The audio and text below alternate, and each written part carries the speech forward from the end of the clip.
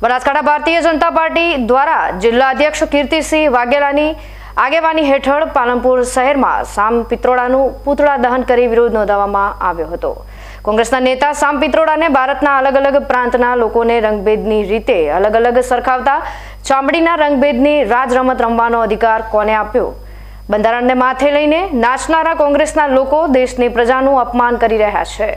જેની સામે ભારતીય જનતા પાર્ટી બનાસકાંઠાના અધ્યક્ષ કીર્તિસિંહ વાઘેલાની આગેવાની હેઠળ પાલનપુર ગુરુ નાનક ચોક ખાતે ભાજપના આગેવાનો અને કાર્યકર્તાઓ દ્વારા કોંગ્રેસના સામ પિત્રોડા વિરુદ્ધ સૂત્રોચ્ચાર કરી સામ પિત્રોડાનું પૂતળા દહન કરી વિરોધ કરવામાં આવ્યો હતો,